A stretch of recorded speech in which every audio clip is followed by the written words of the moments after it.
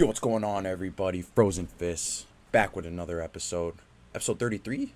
Episode 33? Yes. This is the Yes, Dustin sir. Bufflin special. Yeah, the Holy. GOAT. Yeah. We Goat. got we got a lot to talk about, bro. We got a huge weekend coming up. We got two of my goats fighting.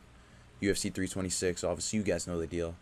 We got to talk about UFC Mexico last weekend. And we got some UFC news to talk about. I don't think we got too much news, but you guys know the vibes. You guys know the vibes. We'll talk about whatever we got going on here, but it was a good There's some weekend. pretty hot topics to cover, I'll Oh, tell you that. There is for sure. There is for sure. But it was a good weekend at UFC Mexico. Boys got together, watched the card. It was a fun night. Yeah, you guys got anything to add before we get into the news here? Not really, bro. I'm excited for this weekend. Last Mexico card, it was pretty entertaining. But other than that, yeah, I'm just excited to get into some of these topics here, bro, because I got some shit to say. Bro got a lot to get off his chest. Yeah, there's not a ton of news, but some good announcements. A couple of big topics. So, yeah, and then I hope you guys enjoy the interview later on. Oh, yeah. Yeah, we got a big interview for this episode as well that I should mention. Obviously, it's in the title, but we got Marcus McGhee on. Originally Marcus! Originally, it was supposed to go up last week, but shout out Marcus for coming on. He's an absolute beauty, absolute legend. Had a really good conversation with him. And, yeah. Dude, actually, I should mention this. I was chilling with one of the homies yesterday, and he said, bro, you guys got to do something different. Like, everyone interviews fighters and talks on a podcast with fighters. Like, you guys got to do something different. You should text a fighter, see if you could go train with them for a day, and just, like, go on, like, a 3-day trip somewhere. I was like, bro, you might be fucking getting to something here. And he's like, just film it all. I was like, bro, you might be onto something here. And, like, Really not a bad idea. I bring that up because, like, I mentioned Marcus McGhee, and he was like, dude, if you went to Arizona for fucking 3 days, like, that's a sick trip, and you go train a bit for the UFC fighters. So, like, shit, you guys might be seeing some of that content sooner than later. That'd be pretty sick. That would be pretty fun. I cannot lie. But we'll get right into this news here. Yep. Starting off, Diego Lopez is considering a move to lightweight after his loss to Volkanovski. I don't think this makes sense, bro. I really don't. Volk has maybe 2 years left. Bro, I think Diego dominates 145 once Volk leaves. I mean, if the weight cut is giving him problems, by all means move up. But other than that, I don't really think it makes sense. I honestly, I'm kind of open to it. I think it'd be interesting to see how he goes up and handles those kind of guys. I do agree. Yeah, I've said it in the past. Once Volkanovski kind of pieces out, I think that's kind of just his division. Obviously, a lot can change from now till then, but I'm not against it, bro. He's clearly like I honestly can't see Volkanovski losing the belt, maybe at all, to anybody. He might retire with it. I feel like Movsar is honestly his toughest challenge. Yeah, and I still think he fucking dominates him. Yeah. So yeah, maybe Lopez is just looking at it from the aspect of like, I might just never, maybe not never, but I want a belt, right? I want to be a champion. I'm probably not going to touch it here realistically until Volkanovski's gone. Because do we really need to see, as good as Diego would probably do in the next 3 to 4 fights, do we need to see him against Volkanovski again? Yeah. Like, does that really get anybody excited? So it's like, moving up, get some wins in the 55 division, and maybe you're contending for a title there. Who knows? Yeah, it's not ridiculous. Yeah, I think that's kind of where he's looking at it, is from the aspect of, like, yeah, Volk has 2 years left. Diego's just going to be fighting, like, yeah, he'll get wins, but he's not going to be able to touch the belt, right? Because we know how good Volk is. Maybe in, a year or two, maybe he's able to finally beat Volk, but who even knows, right? So I think going up would maybe make sense, but I don't know. It's a tough one. I think maybe he goes up, kicks the tires in 155, and then once Volk retires, moves back down. I don't know. Yeah. But I think he'd do well in both divisions. I mean, he's a bigger 145er, so yeah. Who knows? I don't know. It's definitely something to consider, but yeah. No, I agree, dude. I don't know. That definitely does make sense. You'd just be like doing filler fights for the next 2 years. So Yeah. I guess that, yeah, it does. It definitely does make sense, but I feel like the cut back to 145 after that might be tough. Maybe he sticks it out at 155. I do think he would do pretty well. I'm curious to see if his chin would hold up against a dude like Ilya. That'd be pretty cool to Oh, watch. Yeah. I don't think anyone's chin really holds up against that dude. I agree. If anything, I don't know if Ilya would put him out, but I do think Ilya would probably drop him and then just go for the TKO. Yeah. It is But- pretty crazy to think though, because like just seeing how good his chin is at 45, like having an extra 10 pounds that you don't have to cut, bro. Yeah. Like that iron chin is just getting another layer of iron put on it. You know what I mean? Yeah. No, that's So you fine. never know, man. You never know. Yeah, I think there is definitely some thought to be put in there, but because it also depends, like how many fights does he want to have in a year? Yeah. So I mean, he is a pretty active dude. I know he's coming off yeah, 2 broken feet right now, which is actually a pretty insane injury. But I've been seeing a lot of rumors about Yair, him fighting Yair in like September, maybe Noche. Bro, that's a perfect fight. I agree. there's like definitely that. some matchups in 145. I mean, yeah, who knows? Who knows? That matchup is long overdue. That shit should have happened a while ago. Yeah. Bro. Yeah. We got some big announcements. Dana dropped the bomb on us. Some official fights announced for UFC 327. That's April 11th. We got the main event is now official. Yuri Prohaska versus Carlos Alberg. And then we got later down the card, Beneil Dariush versus Manuel Torres, as well as Patricio Pitbull versus Aaron Pico. And then this one's a banger. This one got the boys fired up. Mateus Gamrot versus Esteban Ribovics. I'm Yes, fucking hyped sir. for that one. I'm hyped for the whole card. This whole card is this is probably the best card of the Paramount era so far. This is a banger on banger on banger on banger. Yuri versus Carlos. Give me Yuri by starching. Beneil Dariush versus Manuel Torres. Manuel Torres is about to retire Beneil. Aaron It's already confirmed he's retiring. Yeah, true. But he's about to like spark him into retirement. He's Yeah. about He to won't. send- He's not gonna remember his retirement, bro. Yeah, he's about to send him off poorly. Pitbull versus Aaron Pico. This is kind of cool one, bro. A little Bellator matchup. I think Aaron Pico takes this one. The younger dude, a little bit more explosive. And then Gamrot versus Ribovics, bro. I'm so fired up for that. This, honestly, bro, I'm excited for the Yuri Carlos matchup. But like in terms of competitiveness, like of the fight, I think this is gonna be the best fight. That was announced, anyways. I'm excited as fuck, bro. This card is so deep. I feel like this card is what people envisioned every numbered event kind of being like in the Paramount era. You know, the way Yeah. they were hyping it up. It's been pretty lackluster, I'm not gonna lie. Just Especially with this all the weekend. title fights we've had. Yeah, like exactly. But that 327 is gonna be fucking sick, bro. Love that Prohaska fight. Well deserved. I agree. I think he does put Alberg out. He might even lose the entire fight up until he puts him out. That's kind of what he does. Beneil Dariush is getting put out cold. I also have Aaron Pico over Patricio for all the reasons you said. And yeah, bro, that fucking Gamrot Ribovic fight. Holy shit. We've seen. What's up? I don't even know. Like, obviously, right now I'm leaning Gamrot, but like, bro, Ribovics is good, bro. He is, bro. And we've seen both of these guys in fucking wars before. Like, Yeah. I think that's exactly what we're going to get. And I just feel like who's going to be the bigger dog, bro? Who's going to be able to fucking find it within themselves to just pull that win out? Yeah. I'm kind of leaning Gamrot as well, bro. But fuck, I'm probably going to watch a couple little reels on Ribovic and then have my mind just completely switch. You know what I mean? Like, it's just, I'm like that. But This is a yeah, big, I'm fucking excited. this is a big test for him, dude. This is like easily the biggest test of his career, and we just know how dominant of a wrestler Gamrot is. So that's what I fear. But Yeah. As soon as these fights got announced, first thing I said was like, this might be one of the most stacked cards of recent memory. And if the fighters perform, dude, this could be an all-timer. yeah, I'm not even kidding. This could be an all-timer. They're really good, bro. On the early prelims, you have Kevin Holland versus Randy Brown. You also got Tatiana Suarez versus Lupe Godinez, as well as Cub Swanson. Bro, And we yeah, didn't- I know.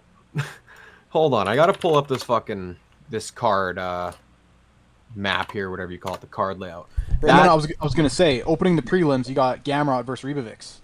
opening the prelims. That's opening the prelims right now. Yes. Dog, are you sure it's not You the got feature undefeated prelim? Mirzakhanov versus Paulo Costa on the Oh prelims. my gosh, bro, we didn't even mention Tyra versus Van yet. That's the co-main. We Like, didn't it's even crazy. mention that. This card is so deep, dog. I'm so pumped for this one. So many. It's so deep. It's such a good card through and through. Who did you say is opening up the prelims, Barrett? Gamrot Ribovich? Yeah. Weird, because on Tapology it shows Gastelum Luque. That fight's it's Dawkins versus Luque right now. Gaslam's out. Or wait, no. No, other way Gaslam's around. in. Never mind. Other way Never around. mind. Never mind. Okay, I'm looking at ESPN. Then their shit might be chopped. They're behind, bro. Yeah. No, yeah, They are because behind. that's literally the next announcement, bro. Is that Kyle Dawkins is out of his fight? You literally sent that in our chat, bro. You tweeted. I know. Sorry. No. I was. Yeah. No. I was just looking at ESPN. ESPN's chopped. Sorry. LESPN, bro. Dude, So yeah, we'll announce it now. Then Kyle Dawkins is out of his fight against Vicente Luque. That's very unfortunate because I was looking forward to this. Yeah. But Kevin Gastelum is stepping in to fight Luque. Hopefully he makes weight. Okay, We'll see. I don't mean to cut you off, Bear, but I'm on the UFC website right now, so this is the official card. Opening up the prelims, you have Christopher Alvidrez versus Francisco Prado. Buns. Fuck. I don't Prado. really care for that fight. Me neither. We'll be Coming up outside. next. Okay, yeah, then I'm we looking have- at the then we card now. have- Yeah. Then we have Gastelum Luque. Then you have Cub Swanson versus Nate Landwehr. That's going to be a banger, I think. Yeah. And then you have number 2 ranked versus number 6 ranked Tatiana Suarez versus Lupe Godinez. That's kind of weird that they're throwing them that far down considering the ranking system they're on, but rankings don't matter anyways. So then you got Azamat Mirzakhanov versus Paulo Costa, Dominic Reyes versus Johnny Walker, Patricio Pitbull versus Aaron Pico, Kevin Holland versus Randy Brown, Curtis Blades versus Josh Hokett. I'm excited for that one. Then we have Mateusz Gamrot, Esteban Ribovich, Benil Dariush, Manuel Torres, and then we have Van, Tyra, Prohashka, Ulberg. So main cards looking like Yuri, Ulberg, Van, Tyra, Dariush, Torres, Gamrot, Ribovich, Blades, and Hokett. I don't know why Dariush is so high. Why is he the third fight agree. from the main event? Yeah, that is very. I think they kind of just want to prop up Torres. Maybe they're pretty high, and let's be real, it's pretty likely we're gonna get a finish in that fight. So I mean, they're probably just trying to prop a dude up. he is fucking good though. Like, you can't discredit Manuel Torres, bro. He had a good performance. 100%. He had a good performance his last fight, and yeah, he's definitely gonna get a finish here. So, dude, this card Is this card going to be the first 9-fight main card? There's a lot. There's fucking 9 fights that could be on the main card. Yeah, dude. Well, I mean, hey, we had fucking Aljo and Movistar opening up the. Bro, was that the first prelim on UFC 300? Like, that was crazy. That Ooh, yeah. obviously nothing will top that, but bro, UFC 400 gonna go crazy. Bro, is it kind of? I was gonna say, is it kind of crazy to maybe say that 327 kind of goes up against UFC 300? It's not ridiculous, No, bro. it's not ridiculous like- at all. I understand maybe no, not even name value as, because I feel like all these guys are so well known aside from the very, very first fight on the prelims. But like, bro, this card is genuinely so fucking deep. Only 4 of the fights don't include a fighter that's ranked. I think UFC 300 is still a bit more deep. Like, bro, you had Charles versus Arman on there, Max versus Justin Gaethje, obviously. I think a little bit more deep. You had Aljo, a former champion, fighting in the prelims. But like, Yeah, you did have Figueiredo, Garbrandt. Yuri was on the opening prelims. yeah. Yuri was on the prelims against who's he fighting again? Rakic. Yeah. So it's Dude, close. Yeah. It's close. It's beautiful. It's beautiful. I can't lie. Yeah, I think 300 was a little deeper. as it should be. But yeah, as it should be. But the fact that we're talking about 327 being close to that is crazy. Yeah. Yeah, dude, they did a good job. Yeah. We got Tim Elliott versus Steve Urseg. That's apparently in the works for UFC Perth on May 2nd. It's a good little fight. It's a good little Potentially Honestly, being the co-main. I feel like it might be confirmed. This is all speculation, but I saw Tim Elliott was tweeting something on Twitter today, and someone said like you're getting chinned in Perth or whatever, and then he responded by saying I don't plan on dying in Australia. So that fight might be done, might be in the works. Double. All right. Well, we'll talk about the main event because that's official, right? That's official now. That shit is official, bro. Carlos Prates versus Jack Della Maddalena for UFC Perth on May 2nd. Bro, this is such a What a banger. banger. This is such a banger. This has got to be my most anticipated fight after the Charles Max fight. This is insane. This is a 5 out of 5 for you on hype level. Dude, this is a 6 out of 5. God, I can't lie. I might be more hyped for this fight than the Max Charles one. That's not even crazy. That's not even It's not crazy. crazy to say, It's easy for me to say because I'm not as big of a Max Charles fan as you are, but like, bro, just we all love CP here, right? Yeah. I'm a big fan of JDM. I just think their styles are gonna match up perfectly. Yeah. This has it's gonna change the division, bro. Whoever wins this fight could arguably, I mean, if CP wins, bro, he's there for a belt. If JDM wins, he's right back in the picture. Like, the only thing I don't like about it is how early it is. Like, it's good for the fans over there because it's in their prime time, right? They don't have to deal with all that bullshit. But over here, bro, I'm gonna have to wake up mad early just to see that.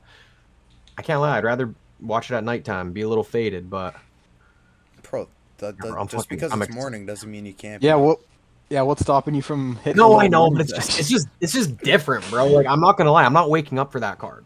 I'm waking up for that one fight. Like, it's just different waking up for one fight than experiencing a whole card. You know what I mean? Yeah. Yeah. I'm not gonna lie. I'm really excited to wake up early for that one. I don't know. I'm on a different spectrum here. I'm like excited. You're a morning guy. You're a morning guy. You are a morning guy. I do love the mornings, bro. I like getting up and at it early. I'm really excited to wake up early for that one. And I mean, I would probably rather watch in the evening, but fuck, dude, I'm just excited for that fight regardless. Like you said, two styles perfectly matched up for each other. I made a video about this. JDM is obviously a very output-heavy boxer. Loves putting hands on people and putting together like 4 or 5 punch combinations. But Carlos Prates is a fucking sniper.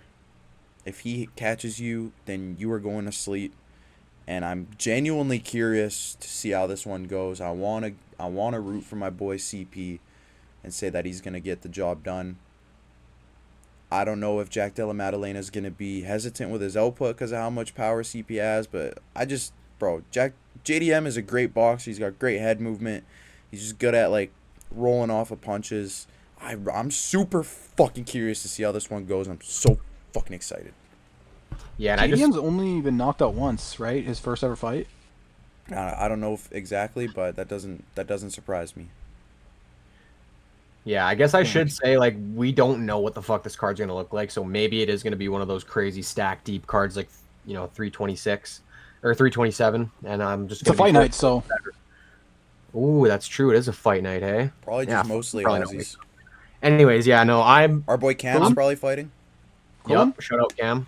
Maybe throw Quillen on a fight night, bro. Like, if it's got like a bunch of fucking sick Aussies like that, then you never know. But I'm just gonna say, bro, my prediction from here on out is not going to change. I have CP by KO. I see him putting Jack's lights out, bro. This guy's going out there and doing things that no other man has ever done, knocking out dudes who don't get knocked out, right? Three guys. Literally. He's done it. Jeff Neal. Fucking Jing Liang Falatsugan. Fucking Leon Edwards. Brother, this guy touches your head and you're dead. Like, go look at his fucking Tapology fighting history, bro. All you see is KOs except for Ian Gary. And that's Ian Gary. And he almost put his lights out right at the end. This dude's just got that aura, that magical touch in those fucking fists, bro. And I don't know. It's that feeling I have. I can just see it playing out that way. I'm not discrediting JDM whatsoever because I understand how dangerous he is, bro. But CP's just that fucking dude. He's going to go out there, put his lights out, and then he's going to fucking light a little ciggy after and go enjoy it. CP, if you're watching this, let's light a J, brother. Let's do it. That's a Centro clip right there, bro. That is. Bro's putting a prediction out there. You got. My prediction is not going to change. Period. All right. Yeah, I'm fence sitting right now. I will say, I am leaning a little more JDM right now. But I do know that power that CP possesses and he holds. Maybe we gotta study this guy's hands, bro. What's this guy got in there? He's got the Poton hands. Yeah. He dips his hands in gasoline like Tom Aspinall. Ooh. And then lights them on fire and then lights his cigarette with his hands that are on fire. That's what he... No, that's tough. Yeah. As of right now, Probably only going to wake up for that first one, unless like Cam Rowson's fighting. I'll wake up for 4 a.m. for Cam Rowson's fight. Yeah. Why not? But yeah, if there's any other fighters on there that I like to watch, then I'll probably wake up for them. But who knows? According to Ariel Helwani, Conor McGregor's return is not expected to take place at the UFC White House event. The UFC would ideally like Conor to return at their International Fight Week event, which is currently scheduled for July 11th. And bro, this makes perfect sense. I'm sorry to break it to you guys, but I don't think the UFC White House card is going to be as awesome as we all think it's going to be. I don't even know if this shit's gonna happen. Exactly. I said it when it got announced. And everyone was flaming me for it. I said it when it got announced. This shit is not going to happen. This shit is a pipe dream. It genuinely might not happen. But yes, bro, for all the people that are bitching and whining that Conor McGregor's not going to be fighting on the White House, they need to realize, brother, the UFC is not going to be making a single dollar in revenue. They're not selling tickets. You can't have the highest paid fighter, someone who all the fans are very anticipated to see come back and fight for the first time in 5 years. You can't put him on the White House card, bro. You know what I mean? The UFC's taking $60 million out of their own pocket to pay for this event. Like I said, they're not going to be getting any revenue whatsoever. There's no gate. Fans aren't going to be there aside from all the military people and the rich billionaires. You got to save McGregor for a numbered event. International Fight Week, bro. Just imagine. All the fucking Irish people that are going to come down, the ones who still actually support him and like him. You're going to get a $25 million gate. Oh, yeah. Easy with Conor McGregor's return. That's just, you can't do that on the White House. As unfortunate as it is, bro, it'd be cool to see him fight there. It's just, business-wise, it doesn't work. It's not smart. Genuinely doesn't work. Yeah. Yeah. It's crazy to think that when it comes down to it, maybe we're a few weeks out, they might just move this to the Washington Capitals arena. It's not ridiculous to say that, dude. And honestly, I like just the way it's trending right now. I feel like, well, obviously I don't know if we talked about this last week, but Justin Ilya is, rumored not to be happening on that card anymore because they don't want to see an American get sparked. Bro, it just seems like every fight announcement or big fight announcement for this card is kind of just, it's not playing out. So I don't know. Apparently we're getting some announcements this week. I'm pretty sure that's what Dana said last week. So we'll see what happens. Apparently the negotiations are done. I would rather see Conor McGregor fight in an arena with packed, rowdy, drunk people for sure. Yep. Exactly. Yep. But yeah, I mean, definitely makes sense. I don't care when Conor McGregor fights. I just want to see him fight. Yeah. Yeah, bro. Yeah, I think we're good. Sorry, Barry, you go. I was gonna say I could see them moving it to the arena just because maybe they do like a fight week thing. Obviously, it's still gonna be in the state. It just won't be at the White House, but they can still do all the festivities leading up to it and still promote it as like a, this is happening in the capital of the United States. You know what I mean? So yeah, that's a good point. I don't know. I do see in the next news note here, Barrett, it's the whole John Jones Pereira White House situation. I'm just going to kind of add it to this conversation because I feel like it's along the same lines. I genuinely do think that's what it's going to be. It'll be John Jones's retirement fight at the White House against Pereira. Like Aaron said, bro, the brass of the actual, government and the White House, they don't want to see an American knocked out on the freaking front lawn. You put John Jones in there against a Pereira, stylistically, bro, that should be not easy, but it should be a winnable fight for Jones. Very winnable fight for Jones. And it's tough, bro, because you have all these fucking old clips of Dana White saying, "Oh, we can't have John Jones on the White House card. We can't trust him." But it's like, what other options do you really have if Donald Trump doesn't want Ilya Taporia knocking out Justin Gaethje? We don't want Russians on the card, so that cancels out the Yan fight with O'Malley. That cancels out the Islam fight with whoever. You know what I mean? Yeah. Yeah, bro. My excitement level for this is just, it's diminishing quickly. I can't lie. And Dana, yeah, he might say that John Jones might not be on that card, but, bro, he's always talking out of his ass anyways. Dana, if you're watching, I'm sorry. Yeah. I know the UFC watches our podcast, so I'm sorry to say that, but Dana does low-key be capping sometimes, and, I think that's one of those situations. I think the Jones-Pereira matchup makes sense. John Jones has been looking low-key healthy lately, too, dude. Not like a fat neek like he has been looking before, but I don't know. I seen a video of him surfing today. Apparently his hip arthritis, What are we talking Oh. about?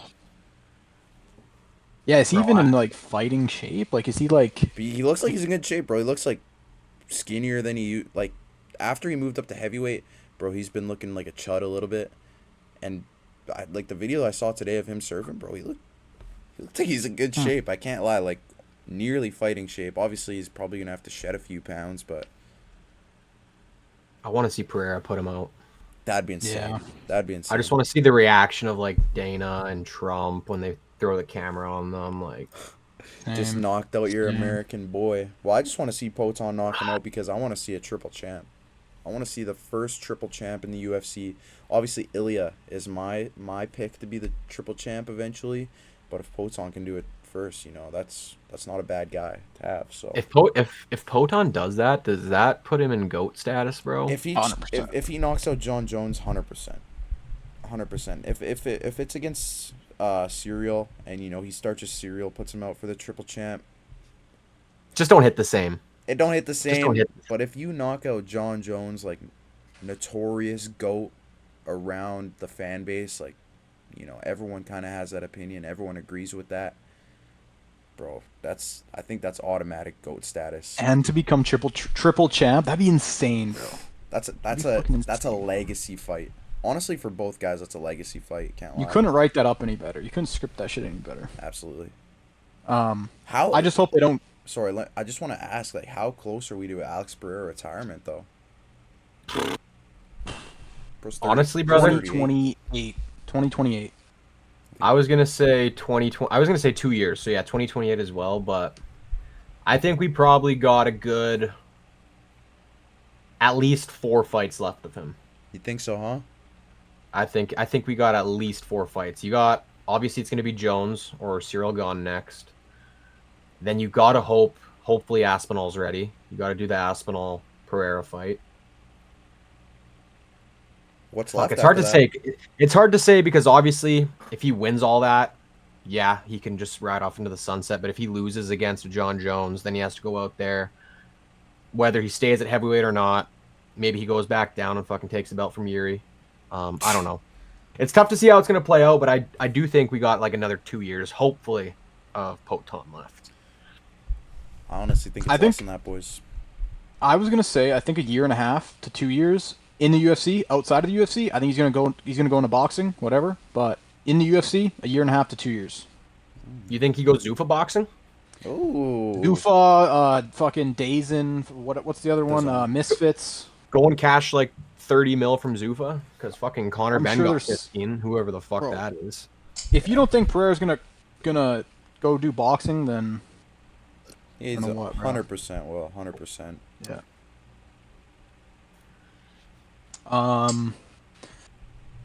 Little UFC Winnipeg announcement. We got Tanner Bozer versus Gokhan Sarakam. Tanner, the Canadian, is making his return to the UFC. He last fought in the promotion in 2023, and then Gokhan will be making his UFC debut. Who the fuck is this guy? Nah, shout out Tanner, man. Hope you go chin that dude. And I will be excited to... I might be a little banged up in my 300 seat watching that. So, can't wait. Yeah, dude. That'll be a bulldozer. one for the ages. Another fight announcement. We got Raoni Barcelos versus Montel Jackson for UFC Vegas 116 on April 25th. Now, this is a good scrap, man. Montel? Raoni, first... finally getting a fucking ranked opponent. And I hope he moves Montel Jackson out of the rankings because this guy has no business being there. Especially Yeah, after... what if Montel Jackson passes the Barcelos Hey, then he's back. Barcelos test? He's bro. back on my good graces, dude. I just can't believe the performance he put up against Figgy. Yeah. One of the biggest That last fight. one of the biggest fumbles of like a bag ever. Bro could have moved himself in the top 10.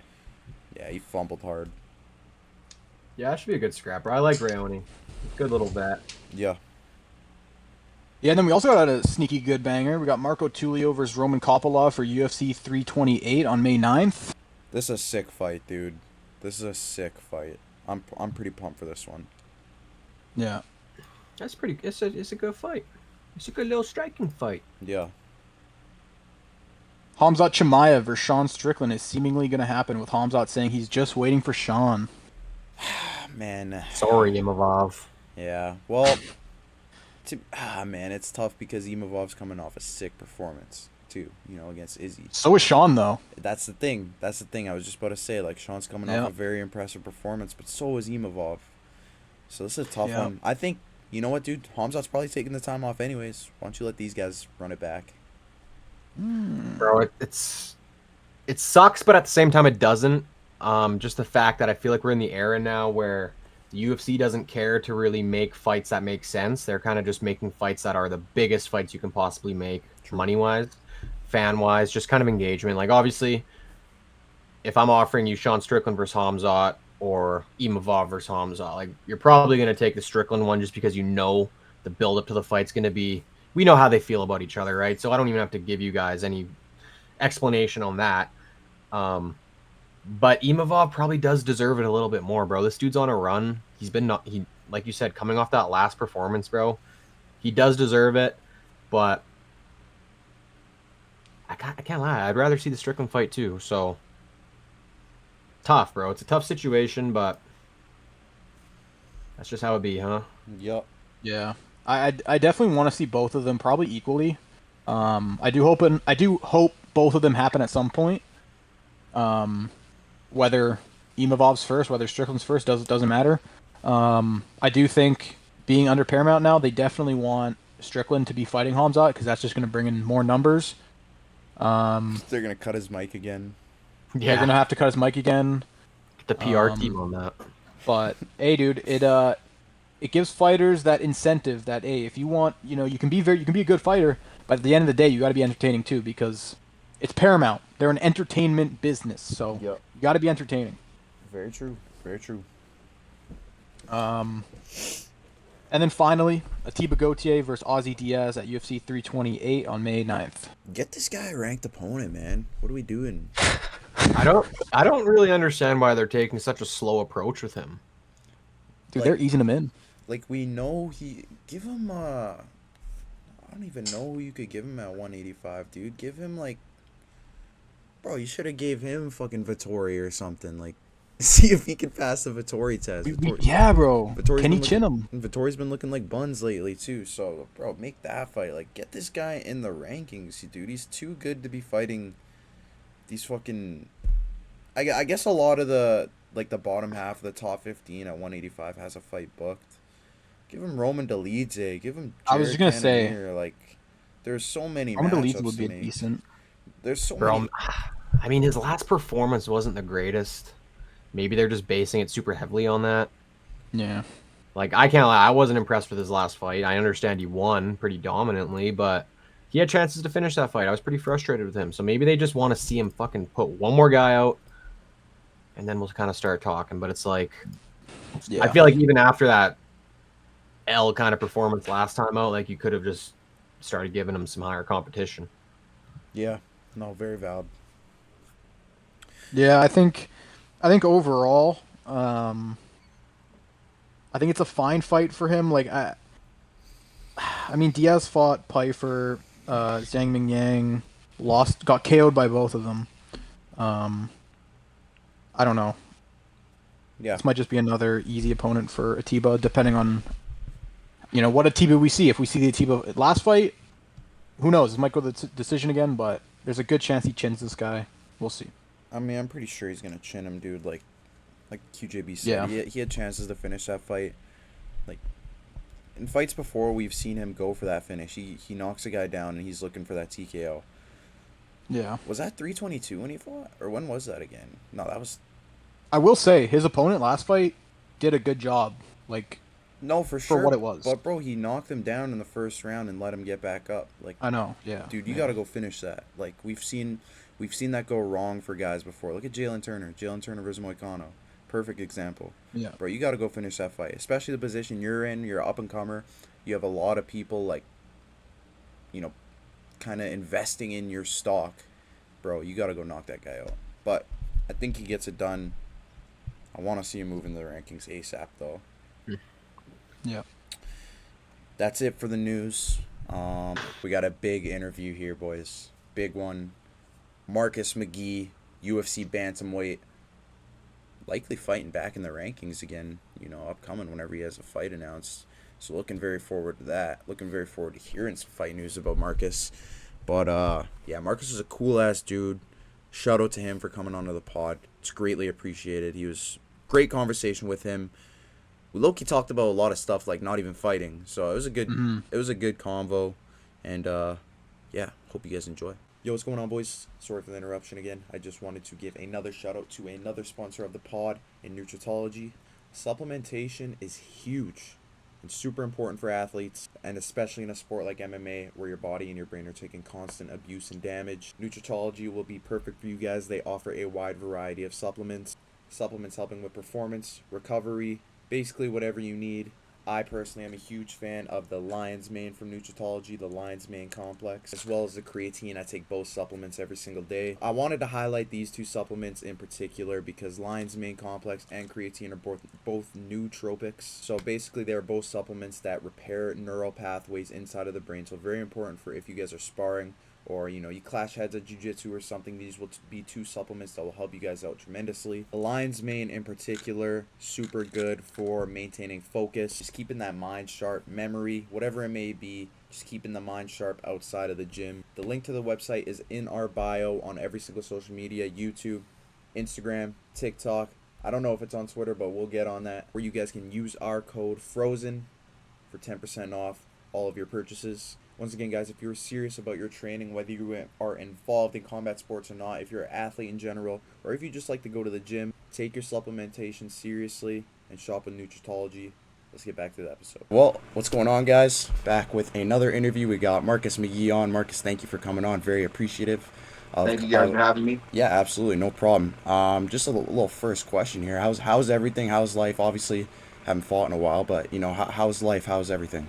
Yeah, man, it's probably my only complaint. It's not fighting. Other than that, though, man, God is good, man. God is so good. A healthy family. I'm healthy. I'm training every day. Man, so many blessings, dude. So for me to complain would just be, mocking God. So very thankful, very grateful. Hell yeah, man. First thing I got, just was doing some digging on your upbringing and seeing you face a ton of adversity, obviously, growing up. Homelessness, dad was in prison. How did those experiences and those trials kind of help you with your come up and your transition into MMA? Yeah, honestly, I didn't even think about MMA. I didn't even realize that it was a real sport or anything until I was an adult, basically, which I had been fighting way longer than that, in the streets for the most part. And I always loved martial arts, but just not having a father and not having a man figure around. Once I did get put into mixed martial arts, once I did start getting into it, it just really helped me to start to hone in the things that I was missing, my emotional stability, the real confidence, different things like that. It really started to help out. And then just started to show me like virtue, and what was really virtuous as a man, opposed to holding on to the things that the world tells us that as men that we need to be holding on to. So upbringing, just showed me that coming from a humble place that you can still flourish and be a good human being. Beautiful. Yeah, like Aaron said, you haven't fought in a while, but ever since joining the UFC, you were able to get 2 fights in a year. Aside from last year, your last fight coming off of the Peter Yan fight in July of 2025. Is there any reason there was only 1 fight last year? Injuries, or that's just kind of how it worked out? That's just how it's worked out. A lot of people think that we have a lot more say so in how much we fight or who we're fighting. But, again, I haven't gotten any offers yet. So, looking forward to getting something here soon. The UFC is doing what they're doing. There's so many guys out there, so many different organizations or so many different fights. And on top of that, I think just with the Paramount deal and how they're setting things up, I think that kind of added into it too. Maybe they don't know what to do with me coming off the fight with Peter Yan and trying to decide where they want to go with me. So yeah, as far as that goes, I've been ready to go.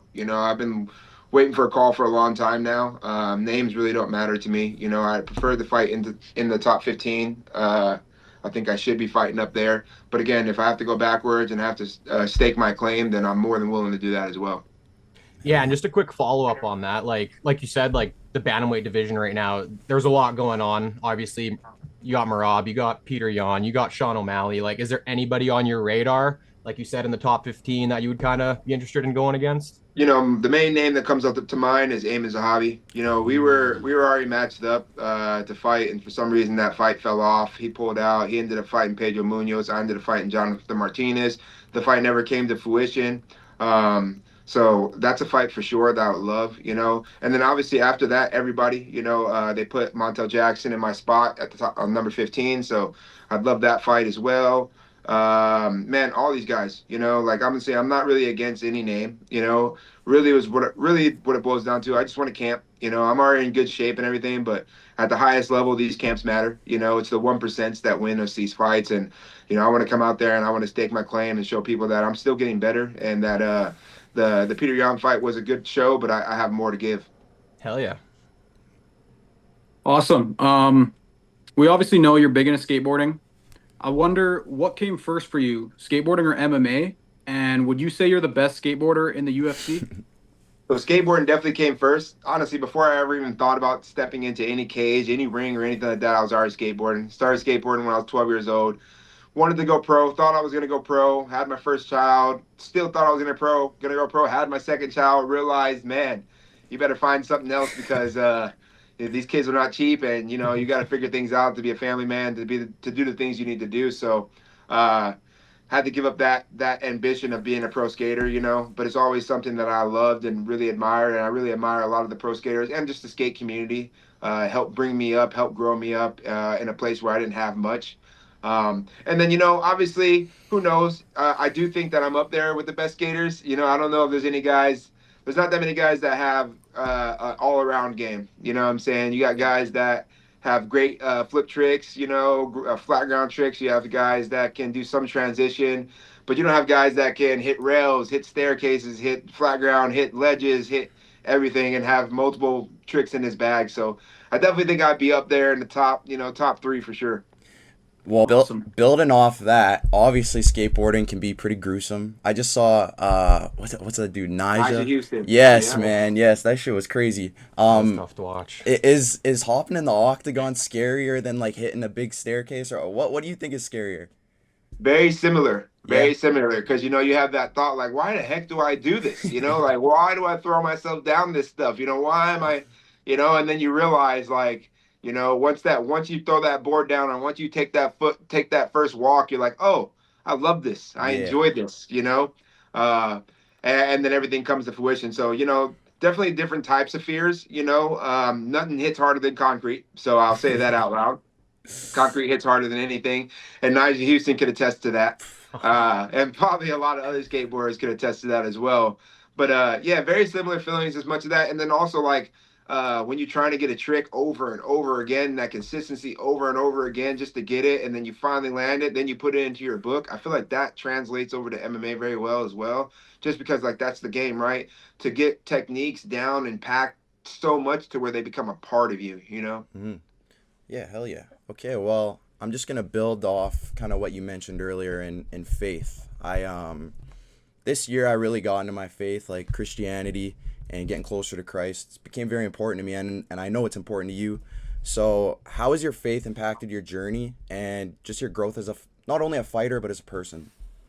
Yeah, overall, I definitely put my identity in Christ, and through putting my identity in Christ and having faith in what He did on the cross and what He accomplished, not what I accomplished, it helped me to deal with a lot of different things that I've done in my life. A lot of different moments I've been. It helped me to know that I'm still loved, that I'm still worthy. And it also just lets me know as well that I can keep on moving forward. That He gives me the ability to keep moving forward and to walk into each day joyfully, whether I feel the best or whether I feel the worst, whether I'm sick, whether I'm happy, whether I'm upset, just knowing that I get another day and there's so much blessing in that as well. Also, as a family man, just like showing me how to pour into my wife, showing me how to pour into my kids, showing me what grace is, a better understanding of what grace is and how to love through grace and how grace is love. It's just, Christ has just strengthened me in so many different aspects in that manner. So, and then just getting into the word constantly, and the word just strengthens you constantly, telling you exactly what you need to hear, and just walking you through everything. So that faith for me is just everything. Beautiful, man. That's beautiful. I'm curious. Obviously, Peter Yan is the champion of the division right now. winning the belt in the fashion that he did over a guy like Marab. What was it like for you going up against a guy of that caliber? And how does having a fight like that against someone like him, change your confidence going into the future? I was really confident even going there against Peter. I know who he is. I know his accolades and his resume is fantastic. But I was confident in there in the cage with him, and all respect to Peter. But he's a human being just like I'm a human being, and I thought that way going into the fight. So there wasn't too much awe in there. It was more of the fact that it just came to fruition that we were fighting, and it was like, man, I watched this guy long before I got in the UFC, and here I am, 5 fights into the UFC. He's my fifth fight. So and then flying across the world to Dubai, to Abu Dhabi, just showing up like that. Those type of things right there were more impactful to me. Just showing what type of character that I have, and then being able to show that character to others for me was big. Um, and then going forward, when you have fights like that, you can only grow for them, right? From fighting people like that, there's things I took away from him that he does well that I can add to my game, and there's things that I already did well that I got to utilize at the highest level against someone as great as him. So definitely found confidence in those things, but again, always my confidence is in Christ. What he did and what he does constantly. So it really wasn't a confidence thing going in there at all. I do feel like the third round, I made some decisions, some momentary decisions that lasted longer than I thought they would. So it's like just learning things like that. Like, hey, 15 minutes really is as fast as it sounds. And even though it seems like a lot longer in there, it's still 15 minutes. So taking every single moment and doing everything you can with every bit of strength that you have. Yeah, sorry, Barrett. I just want to build off that because I know when Sean O'Malley was fighting Peter Yan, you were his main sparring partner for that camp.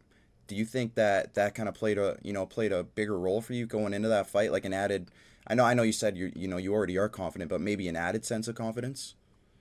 Yeah, maybe, because I think I did a really good job even when I was mimicking him for Peter or for Sugar. And one thing I learned even when I was mimicking him for Sugar is that I do a lot of the same things that he does, a lot of the same ways, a lot of the same techniques. I utilize a lot of those things as well, speed, different things that I do as well. So it was nice to know that I had already studied this guy. And honestly, it's crazy because I'd already studied him for so long anyway. So it did help me going into the fight to be a little bit more calm, relaxed with the whole situation. Understand who he was, what he brings to the table, how great he was, and then just to show up for the moment. Hell yeah.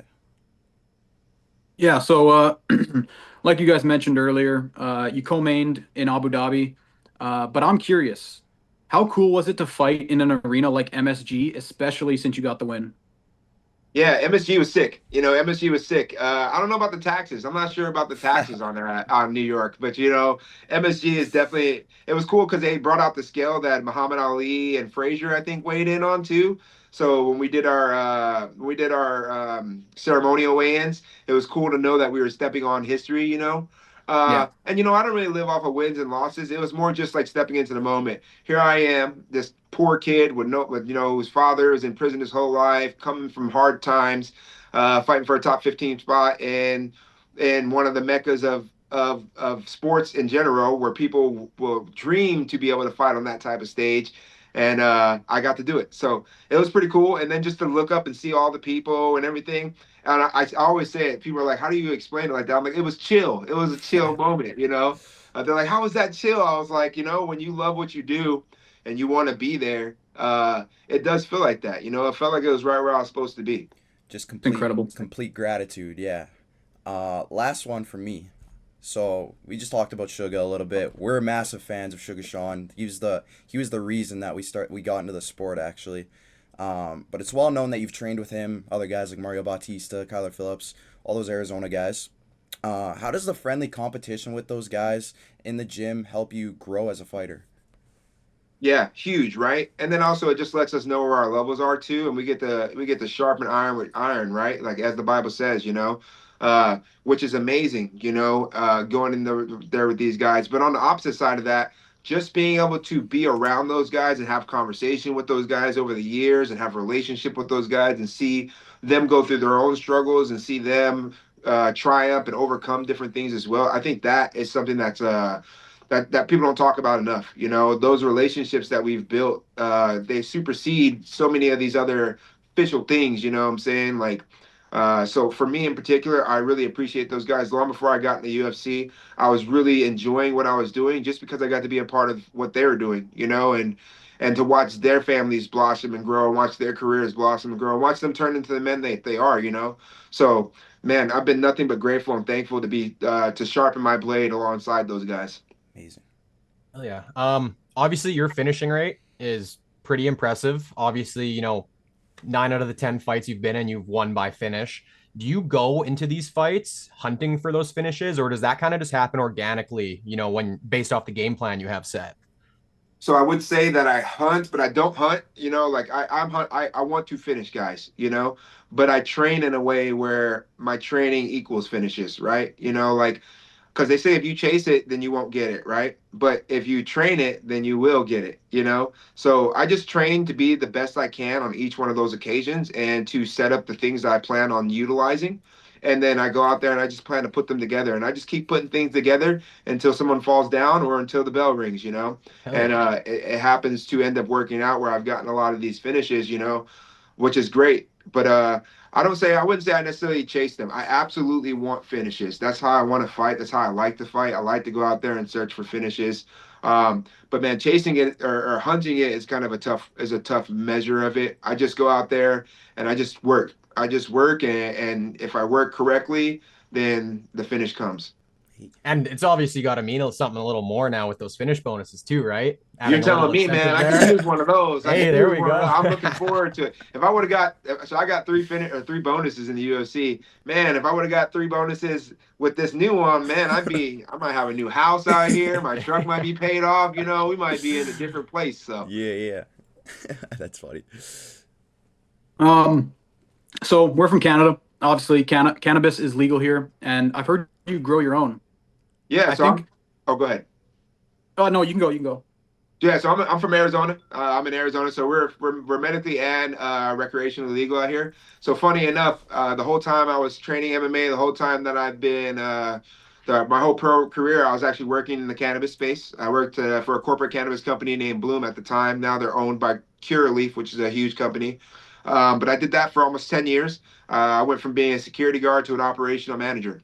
So I've been through the whole works of the whole thing. And so on that note, right when I was getting out of the cannabis industry, I was like, man, I know how to grow weed really good. I was growing weed by myself really good. And I was like, man, I need to start growing my own garden. So I started getting into vegetation and regular gardening alongside of having my indoor grow as well. So very much of a fan of cannabis, very much of a fan of the industry overall. I do think that there's some parts of it that get glorified that I'm not the biggest fan of. Like I don't want to glorify things. I don't want to glorify alcohol. I don't want to glorify drugs. I don't want to glorify any of those things. But I do think that there's a correct way that cannabis can be instilled and put into each one of our lives just without worshiping it or looking at it as something that, makes or breaks us. So I definitely have a lot of appreciation and respect for the cannabis industry.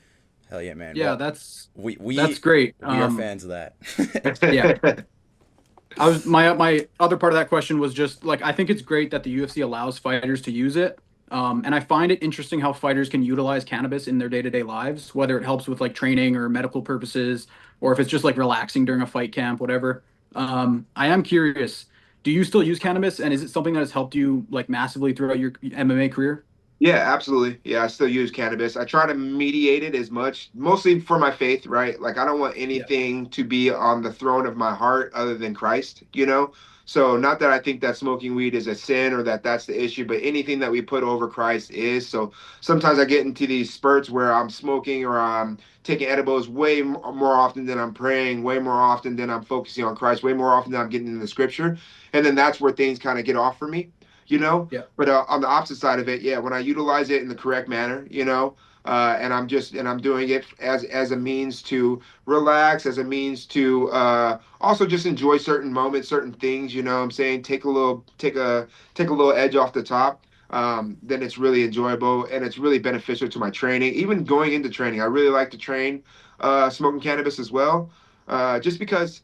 I feel like it builds that creativity in a place where everyone wants to go and be all hard, and Yeah. it's really hard to learn. It's really hard to be creative in those moments. And sometimes when you smoke cannabis, or when you go and you're practicing with cannabis, you're not so much focused on winning. You're focused on getting better, learning the skills, or applying the skills that you have actually learned, and then being creative with those things too. So I do really enjoy it in that aspect as well.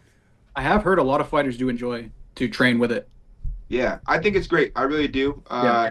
Some people will say conditioning, cardio, different things. I've never had an issue with it. I think that I train just as hard, and my cardio is just as good as anybody's. And I think that it's very beneficial. And again, as long as it's managed correctly. Yeah. I think some people kind of get ahead of themselves. Maybe you come in there too stoned and you're not focused, or you come in there and you're just trying to get by a practice, opposed to utilizing it correctly, and smoking, and then going in there with an optimistic mind to grow. Yeah. I'm not gonna lie, man. That's super comforting to hear, because that's something, like, with my faith, as I mentioned, that's something that I do struggle with. But I will say I definitely do feel better at jits when I'm rolling a little bit faded. But yeah, man. I think that's everything from us, right? I was gonna ask, like, Okay. on the cannabis side of things, like, is that something you still use, like, during fight week or fight camps and stuff like that? Yeah, so fight camps, for the Peter fight, I think I quit 4 weeks out. So I always try Okay. to quit around 4 to 3 weeks out from the fight. I've never fought high, never, not one time. Usually, I think the latest that I quit was when I had my debut, and I just got it on short notice. So I literally was smoking a joint right before I got the call. You know what I'm Yeah. saying? So That's got to be a that, crazy call to get when you're when you're a little bit stoned. seriously, it was the craziest call. Just got done doing jits. I'm on a fast. Me and my boy are in the back blazing one real quick. He's like, bro, we know you'd take a fight. We know you would take a fight. No big deal. You can fight this weekend. I'm like, yeah, I'll fight anybody this weekend. We shake hands, put the joint out. He goes about his business. I get the call. Oh, Marcus, you're fighting in the UFC this weekend. I'm like, dang, bet. So That's yeah, awesome. yeah. I do still utilize it. And again, I just don't. I always try to stop as far out as I can. I think 6 weeks is the longest I've stopped outside of a fight camp, or outside of a fight.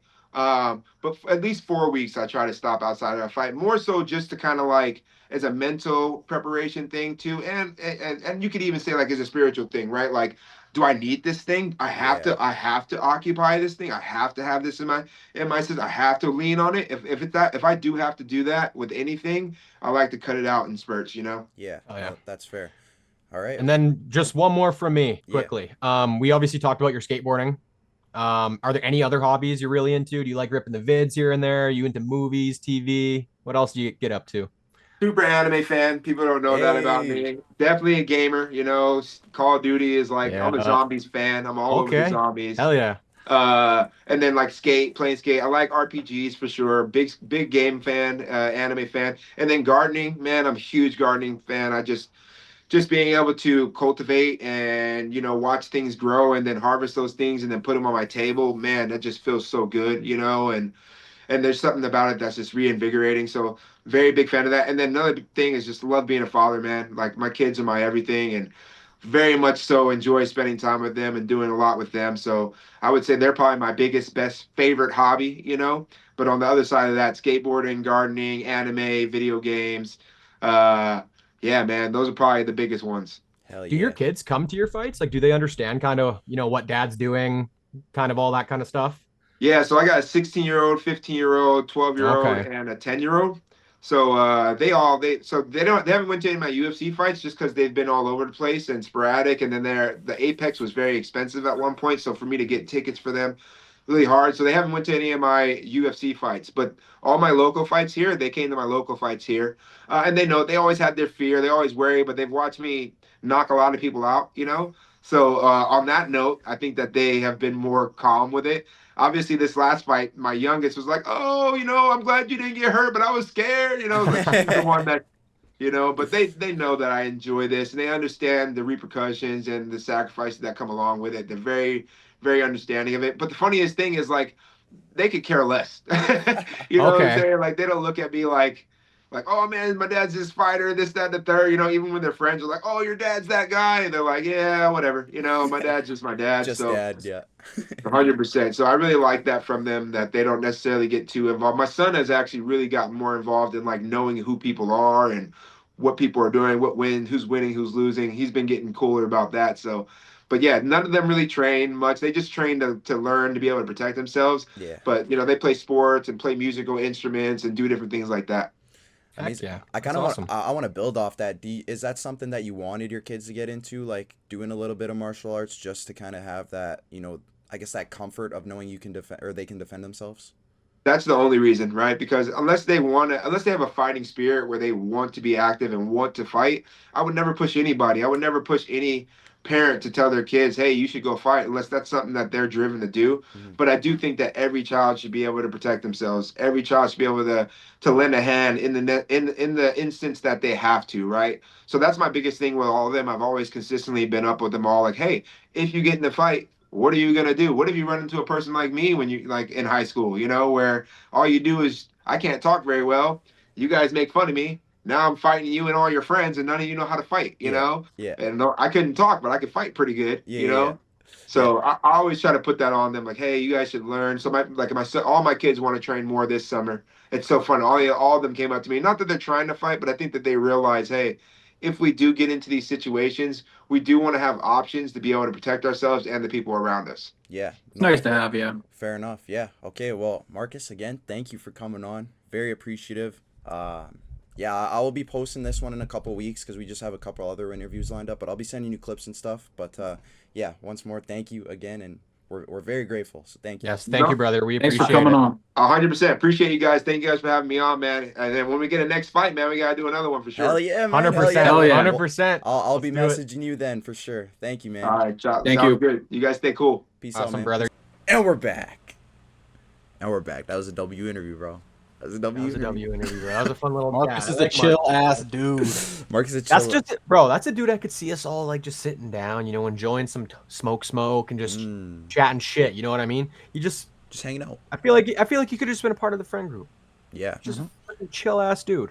Yeah, that was a good conversation, dude. It felt like it was just like flowing off the tongue, Just a really great dude outside of the octagon. Yeah. Just a really great dude, and greatly appreciated that he came on.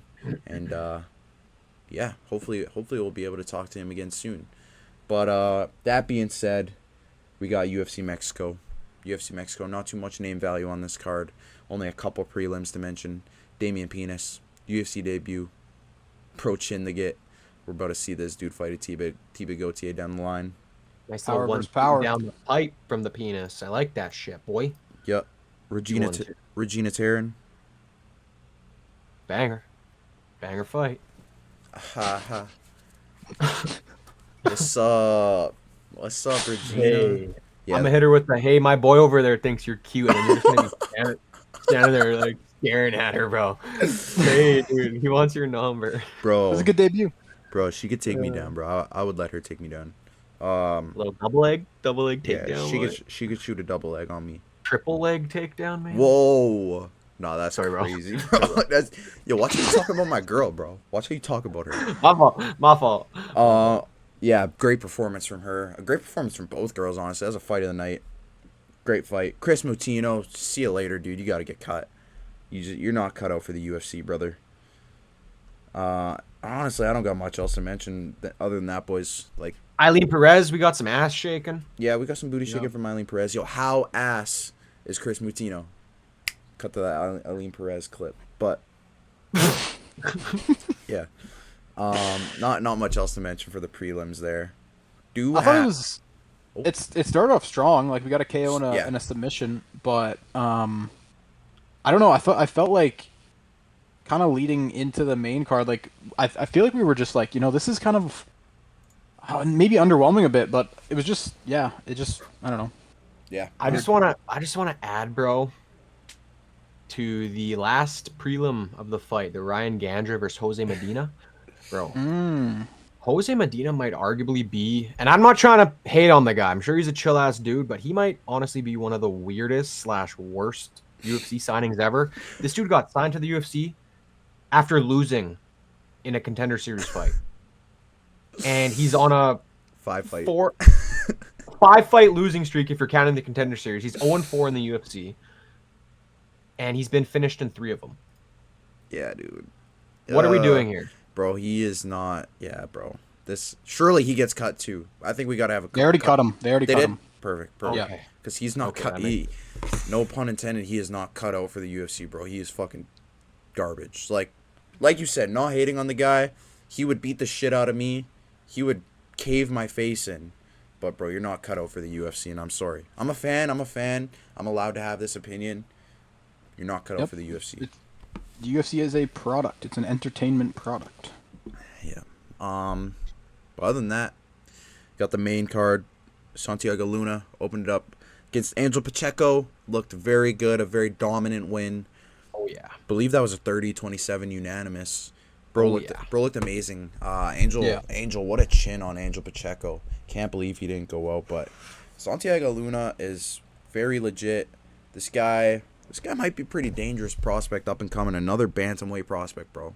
Bro, he's nasty. He's fucking sick. What is this damn division producing, man? Like, this is going to be the craziest. Like, 2 years down the line, bro, you're going to have 15 contenders in this division. It's fucking crazy. Yeah. Next fight, Emmanuel Rodriguez versus Kevin Boria. Ooh, Kevin Boria. What a fucking comeback. What a comeback. Kevin Boria with... Bro, we're in the mud right now. You hear that? Yo. Kevin Boria with... Putting the pressure on in that first round. Nearly had Emmanuel freaking... Well, he knocked him down. Nearly put him out with the TKO. But Emmanuel went back to his corner after the bell went for the first round. Came back and just dominated, brother. He looked amazing. I like this dude, bro. I think he's a cool little prospect for 125. I like his tattoos. I like his style. Very bouncy, very, very explosive. I like watching him, and I'm excited to see what this dude has in store for the future. I thought this was one of the most entertaining fights on the card. Yeah, that's not crazy. Yeah, man.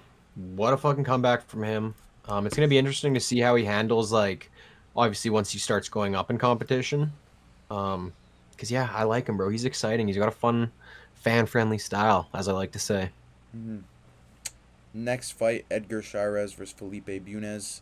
Looking at the stats, bro, kind of confused how I don't remember this fight, to be honest. I don't really I feel like I was editing pictures during this fight, so I didn't really have like too much attention put into it, but looking at the numbers, like, it's kind of weird that Edgar won. But I don't think it's fair for me to make that assumption off like just the numbers test, because as we know, bro, the numbers don't always tell the story of a fight. So I don't know. Do you guys remember watching that fight? I'm having a hard time remembering the way it played out, but I feel like I remember it. Were we? Pretty sure. Knocked your phone over. Yeah, you might be right, bro. We might have just kind of been thinking our brains might have been somewhere else. But I feel like I remember it being like 1-1 going into the third, and just thinking Edgar Chairez did enough to pull it off. So, yeah, like you said, looking at those striking numbers, bro, like kind of very lopsided. You would have thought Bunez kind of would have pulled that off, but I will say, Bunez got cut, so. Wow. That makes sense. Wow, we had a bunch of cuts. Did Chris Moutinho get cut? I don't think so. I don't remember seeing that. Now that's fucking garbage, dude. This guy is terrible. Bro, he can't compete in the UFC. He can't. He's the Jose Medina of fucking bantamweight. Bro, he gets picked apart every fight. It's fucking insane. Anyway, tell us how you really feel. Bro, I just don't get why this guy has a contract still. He got picked apart for 3 rounds by Sugar Sean O'Malley. Fucking slept by Malcolm Wallmaker. I think he had a fight in the UFC before that. I don't even know. I'm pretty sure he still lost that one. And then freaking Quinones, bro, dominated that whole fight. Dominated every second of that fight. So what are we doing with Chris Moutinho here? Anyways, we'll move on. Daniel Zellhuber versus Bobby Green. How ass is Daniel Zellhuber? Sandro slips. Hey. Underdog of the card. To be fair, that was fucking free money, dude. And now we know how fucking dookie Daniel Zellhuber is. This guy is just not panning out. Not panning out to what he was supposed to be. So much potential, dude. Such a long lightweight, very long limbs. Pretty good jiu-jitsu. Yeah, I think he had. Was that fight where he had Bobby Green like nearly in a buggy choke? Was that one? Pretty sure it was that Yes. one. Yes. Man, what is going on with Daniel Zellhuber? How ass is Daniel Zellhuber? Aline Perez. Bro, this might just be another guy who just doesn't have the UFC caliber. He looked so promising, bro, coming in. He did. He really did, dude. And I don't know what. Like, obviously, it's kind of tough to say, but like looking back at like some of the fights he has, bro, especially that Esteban Ribovic one, like how fucking brutal that fight was, how much of a war it was. Like maybe that took something out of him. Like you really don't know, because True. ever since then, bro, I feel like he just hasn't looked like himself. It's pretty crazy. I was listening to a podcast today, and they were saying how if you would have bet. Okay, so Zellhuber's been a heavy freaking favorite in his last 3 fights, right? Minus 500. I believe it was a minus 900 against MJ. And before that, he might have been like a minus 450. And he lost all those fights, right? If you would have bet $100 on every single one of his opponents, as big of a fucking underdog as they were, if you put like $100 on it, bro, you would have been up like $1,700 or something right now. Yeah. Which is kind of fucking wild. Just to think about, like, a guy that big of a favorite should not be losing those kind of fights, especially against. I understand Bobby Green's got a weird ass style, but that's an old ass dude, bro. You got fucking how many inches pause on him? I'm talking height, not day length here, but like everything about this fight was perfectly lined up for him, stylistically, to go put Bobby Green out. Put him out. Yeah. Like, oh man, it's so frustrating. Yes, going back to that, bro. I think I've lost. I didn't bet this weekend, but the last 2 times he fought, I did. And yeah, I got soiled because of him, dude. So fuck Daniel Zellhuber. What the frick are we doing, man? Yeah, bro. But I gotta give Green his freaking flowers, dude. He looked fucking unreal. That might have been the best he's ever looked. Yeah. He was fucking flowing out there, just absolutely pure domination. 100 strikes to 17. Shooting takedowns. 3 for 3 on takedowns. Crazy. Like, what the fuck? What the fuck, Bobby? You're Yeah, supposed to I be don't have a 39-year-old fucking vet who's kind of on the way out. Why are you like in your prime right now? Yeah, I really don't have much to add. Zellhuber looked buns. Terrible. Hey, and Sandberg scored. Let's go. Hey, we definitely could put Daniel Zellhuber on the buns list. Not gonna lie, I think he's very deserving. Yeah. Yeah, bro, it's gotten to that point. It's kind of unfortunate, dude. I really liked him, even after that Ribovic fight. I was high on Daniel Zellhuber. I was very high on him, but that's the fight game, man. That's the fight game. You never know. You're only as good as your last fight, as they all say. So we'll see what's next for Daniel Zellhuber, but I definitely won't be putting my money towards him anytime soon. Co-main event. Cheeto Vera. Hold on. He might actually get cut, though. Let's be real. We got to talk about that. Oh, he might shit. get cut. Yeah, he might. That was my prediction in my central slipper. I said if he loses this fight, he might get cut. He's might. 3-4 in the UFC now. And he's lost to 2 fucking unks. I think he's got. I think they at least want to see him in one more fight. I think. Well, like, what is there to see, though? A proven fight. A proven fight. You lose this fight, or you perform, terribly again, then you're done. Yeah. I think that makes sense, honestly. Yeah. Give him one more chance. If he loses again, then yeah, you're fucking gone, buddy. But And he cannot be that heavy of a favorite either on the betting slips, bro. no, not anymore. Yeah. He should be an underdog against whoever they give him. I don't care anymore. I generally don't. Bro, I don't like. They could give him anyone. I don't even know if I trust him anymore. They could give him fucking me, and I might take me in that fight. They could give him, bro. We could give him fucking. I don't even know, bro. Give him Trey. Trey's been working on his jiu-jitsu in the basement, like, bro. Fuck Yeah, that brother. Uber, man. Trey will put him in a fucking bungee choke or whatever. Yeah, dude. Fuck. All right. Co-main Move event. along. Co-main event. Cheeto Vera versus David Martinez. I'm not gonna lie, bro. I could have seen this being a split decision. Like, I think Cheeto won that 3rd round for sure, and that second half of that 2nd round, David was slowing down considerably. Yep. So, I'm honestly not too impressed with this performance from David. That being said, I still want to see him have a big test his next fight. He's been putting wins together. knocked out Rob Font. And then obviously when he had the energy, bro, he looked really good. Like start of this fight, he looked really good. So I will give him that, but as the fight kind of tailored off, I wasn't really impressed with him, dude. I'm gonna be honest. So I still want to see him have a big test his next fight. I want to see him versus Song Yadong. I think it makes sense. Let's see that matchup. That's my prediction. Yeah, bro, this fight went exactly how I predicted. Again, Sendro slip, fucking hit. I thought it was a pretty simple 29-28 for Martinez. I don't think Cheeto did it. I think that first round was obviously Martinez. We can all agree on that. Yeah. Second round, in my opinion, is Martinez. I just don't think Cheeto did enough in that final half to really warrant the round win. But then, yes, round 3 was Cheeto. Bro, it's got to be so frustrating being this dude's coach, man. Like, every fight, you want him to go out there and just set the pace early, bro. Get on your fucking horse and just start out fucking punching the guy. It just never happens, dude. He's so slow at starting and he has no output. Like, you can't win a fight with that stuff. You don't have knockout power for one, so you can't really rely on putting dudes out. You don't grapple, so we're not expecting submissions here. So it's like, brother, if you're gonna point fight like that, like you gotta put up or shut up. You know what I mean? Yeah. I'm just happy we didn't see him complain. I think he kind of knew it was 29-28 for Martinez. For once, yeah. Yeah. I also have been seeing like comments online saying, yeah, people are frustrated with Cheeto, or like saying how frustrated Cheeto's coach should be. But from what I'm seeing and what I'm hearing, bro, it's not like his corner's giving him like any advice to change that style. So maybe Cheeto's got to do a little team switch. Maybe he's got to go train at the Red Hawk Academy with Uncle Tim. And yeah, because he's got to change something, bro. Shit's not cutting it no more.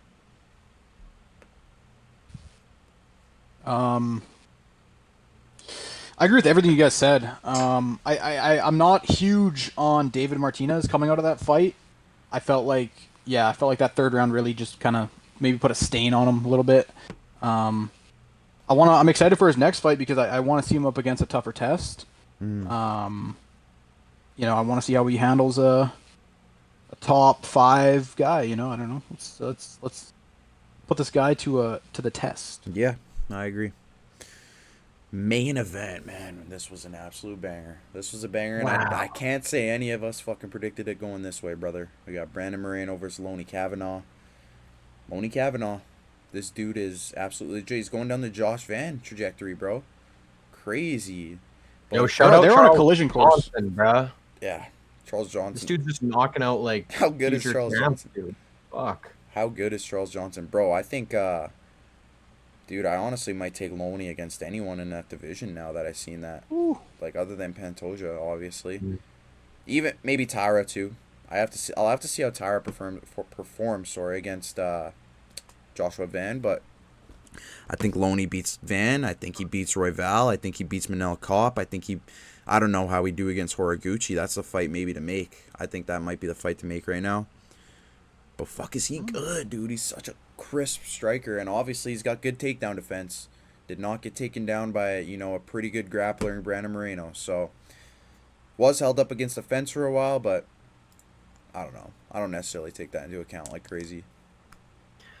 Yeah, dude, this was, I just felt like this fight, everything was just kind of screaming Moreno. You had everything kind of going his way. So obviously he's fighting where he's from.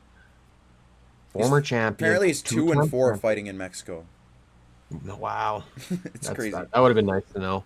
Anyways, you got to deal with that whole altitude thing, bro, for Loner Kavanaugh. Like, coming in on short notice, fighting that high of an altitude, like, especially going a full 5 rounds, bro. Yeah. That's pretty fucking impressive. Yeah, I can't lie. I did not see this fight playing out like that. I thought Moreno was going to kind of just dominate and do his thing, like I said in the past, but...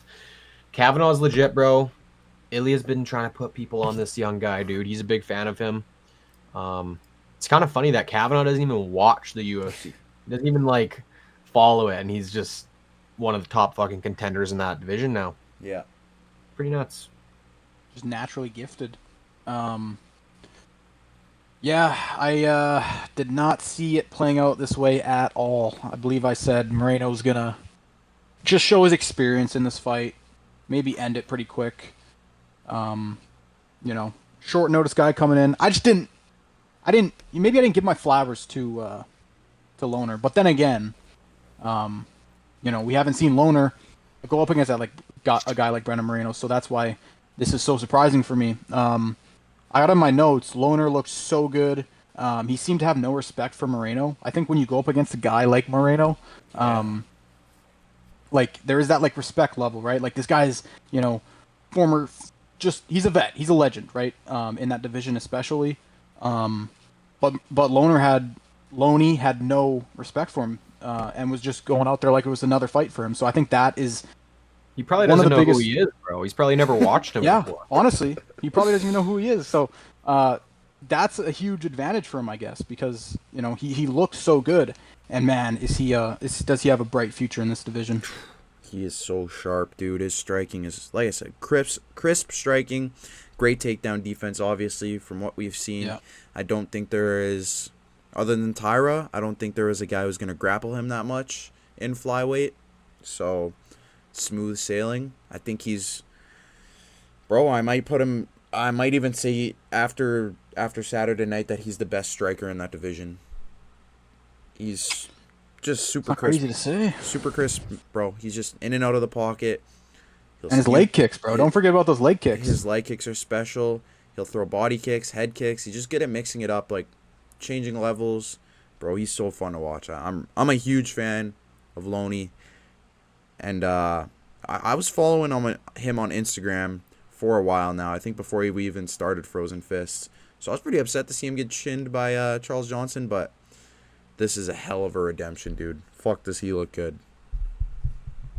Short notice at that, it's insane, bro. Oh, insane, bro. Balls of steel on the kid. Yeah. Well, like we said, bro, he probably didn't even know. Probably didn't fucking know. Yeah. So. No, that's true. No, I'm sure he did some kind of film study, bro. And, he's got to know who Brandon Moreno is, Surely. I got one final thing. I forgot to add this into the Edgar versus Felipe fight, but I actually wrote down in my notes that was the fight of the night for me.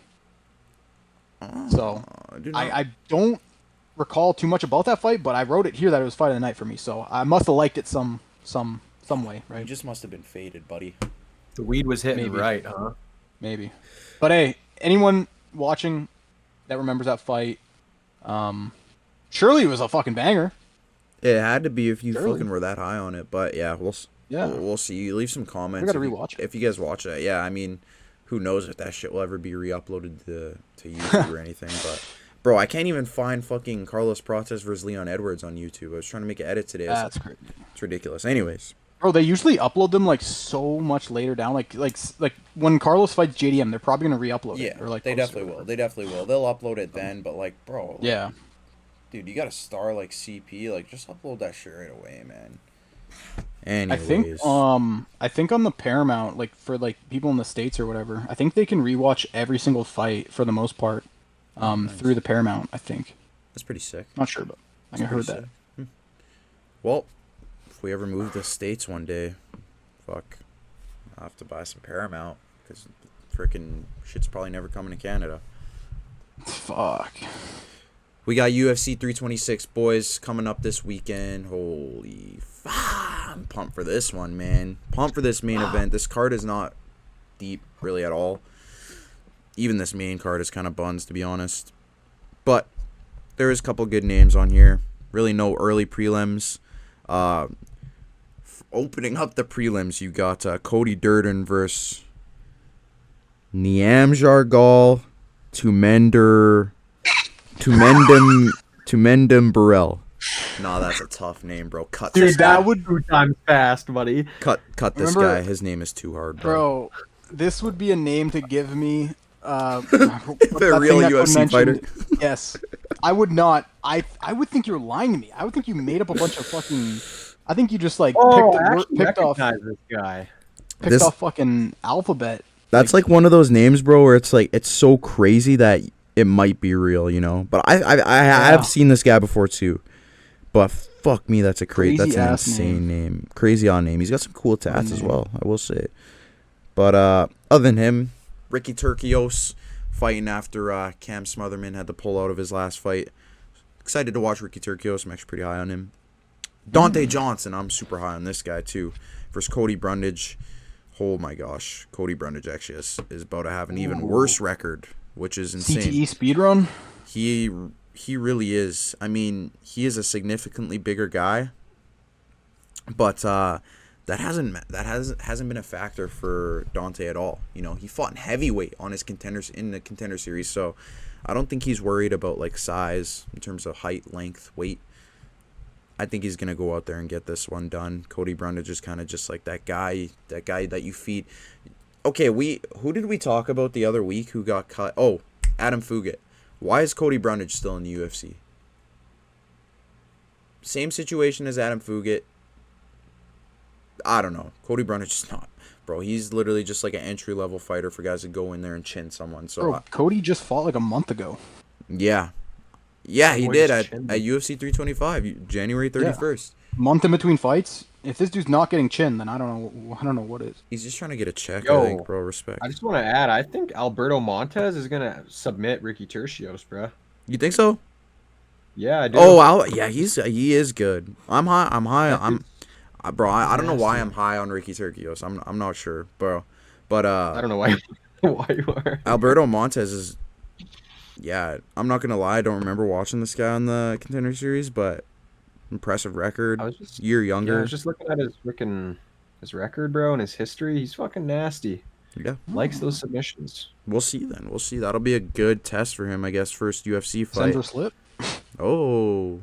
Hey, could definitely be, dude. That's not a bad slip right there. Got the featured prelim, Cody Garbrandt versus Zhalong.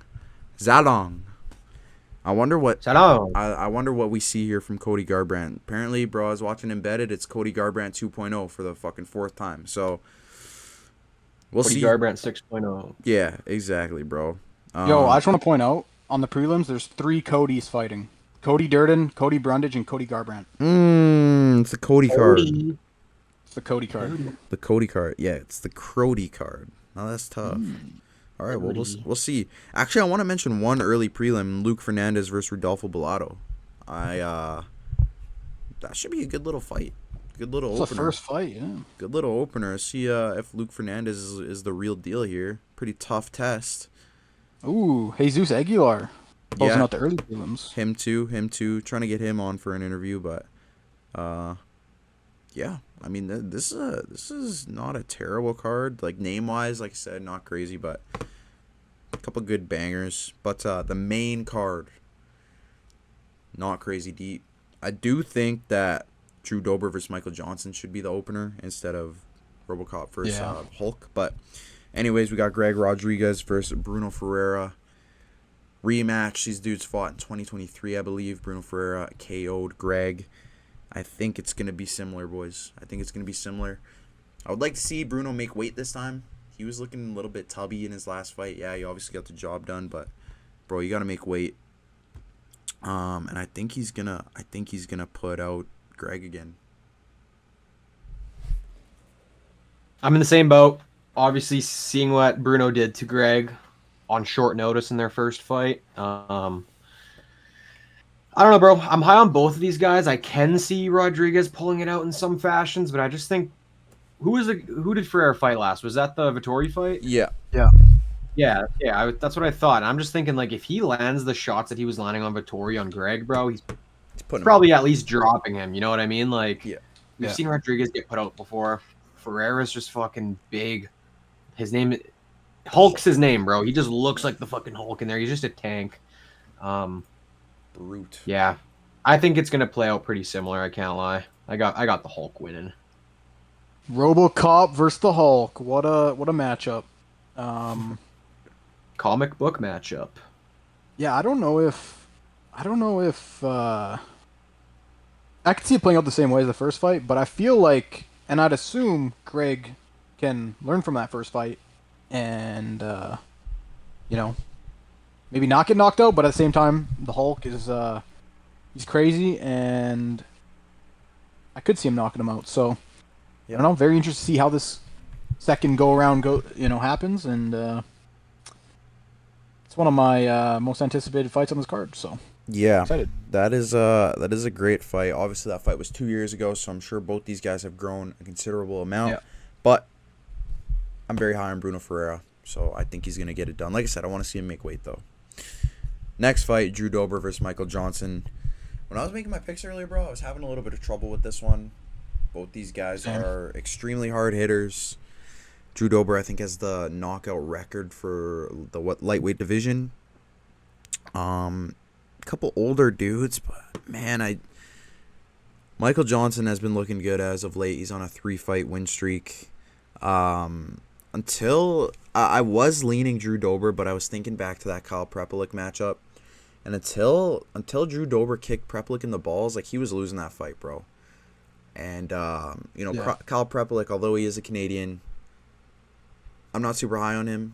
I think he's kind of, I don't want to say sloppy, but I think he's I don't even know how to describe it, bro. He's just like, there's not much to his striking, and he's a lot of his game is striking from what I've seen anyways. So coming into this one, I'm leaning Michael Johnson. Not super high on Drew Dober as of late. But yeah. I don't really have much deep analysis for this fight. I'm not crazy excited for it. Like you said, I just think Johnson's kind of on a bit of a better run right now. Drew Dober, I'm not too high on. Yeah, he just hasn't really looked too good as of late, so it's kind of why I'm just leaning MJ. Yeah, I when I was initially making my picks, I had Dober, but then the more I thought about it, thought about that Preplik fight, and then Michael Johnson's last fight was Daniel Zellhuber. So I mean, shit, there's that. But I just feel like Michael Johnson. Yeah, you said he's looked better as of recent 3-fight win streak. Both of these guys will probably not show their age because they're both pretty freaking good right now. So pretty excited for this one. I really don't know who wins this. I got Michael Johnson, so I think we all do. I think it's a 3-way sweep for the Michael Johnson train. So yeah, Michael Jordan. yeah, he's got his Johnson. But Yeah. next fight, got the featured fight on this card. Rob Font versus Raul Rosas. I had a tough time picking this one too, boys. I can't lie. I do wanna lean Raul Rosas, the younger guy. Got a lot of hype. Obviously a lot of momentum. I don't fucking like Raul Rosas, boys. I don't like Raul Rosas, especially after that partying shit that he said. That was genuinely one of the most like cringeworthy things I've ever heard from a UFC fighter.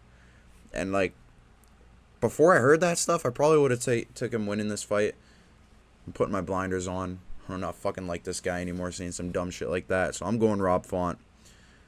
I think realistically Raul Rosas will win this fight. I just want to see him lose and be honest. Yeah, I do think Raul Rosas will be able to pull it off. I am a little scared just because Rob Font has gotten some pretty... I mean, it's one win, but he did beat Jean Matsumoto. That was a pretty exciting prospect, and then lost a 3-round decision to Martinez. Got kind of pieced up. But I think, yeah, it's weird, man. By David. No, he didn't, unfortunately.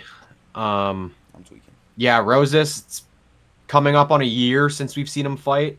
Last time he fought was March 29th, something like that. Yeah. So, yeah, I don't know. I think he'll be able to pull it off, but I would not be surprised if the veteran can somehow squeak a win out here. Yeah. I'm not huge on Chihuihuis. Maybe it's just because I haven't seen him up against anyone that's impressed me too much. So I will say if he does win this, then I hope we see him up against a tougher opponent. I do think Rob is a good opponent for him, especially with the fighters that Rob has fought. He's a pretty experienced guy, so I think this is a good fight for Raul, and this can, kind of push him into that, top 15, top 10 area, whatever. Yeah.